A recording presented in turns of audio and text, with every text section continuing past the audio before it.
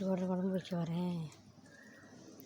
இது மாதிரி எண்ணெய் எடுத்து கிளம்பி அறிய போகிறேன். நாட்டுக்கோட்டை இது மாதிரி அலம்பி எடுத்துக்க வரேன். குழம்பு வைக்க போகிறேன். நாட்டுக்கோட்டையில் அலம்பி எடுத்துக்கிட்டேன். நாட்டுக்கோட்டை குழம்பு வைக்க போகிறேன். தண்ணி ஊற்றி வைக்க போகிறேன். உப்பு போட்டு வேக வச்சு எடுத்துக்கிட்டேன்.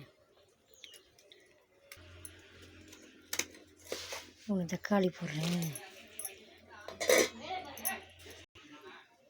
மல்லித்தூள் மிளகாத்தூள் போட போகிறேன். 5 ஸ்பூன் மல்லித்தூள், 3 ஸ்பூன் மிளகாத்தூள், 1 ஸ்பூனு மஞ்சத்தூள் எல்லாம் போடுறேன்.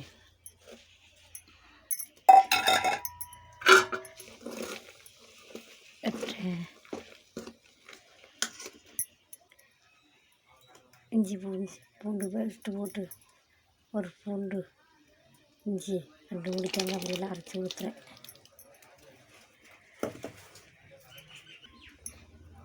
அரைச்சி ஊற்றிட்டேன்னா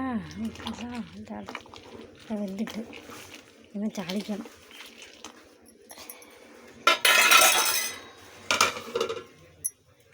மூணு ஸ்பூன் எண்ணெய் ஊற்றிட்டேன். நாட்டுக்கோட்டை குழம்பு தாளிக்க போகிறேன்.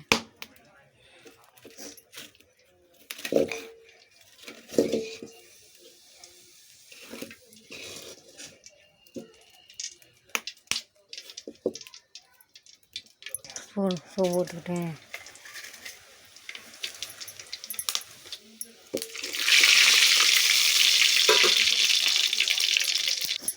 வெங்காயம் போட்டுட்டேன்.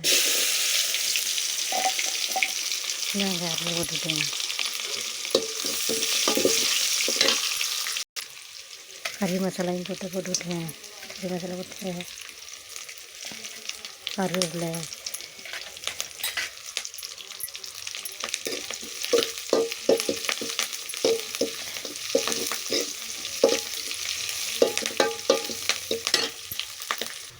தாளிச்சு எடுத்துக்கிட்டேன்.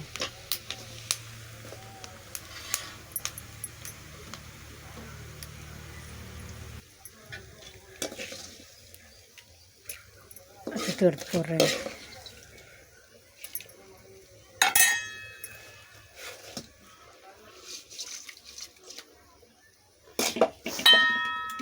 தாளிச்சு எடுத்து ஊற்றியாச்சு.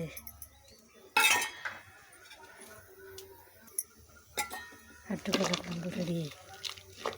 இதே மாதிரி செஞ்சு பாருங்கள். நீங்கள் எப்படி சொல்லுங்கள். மச்சவங்க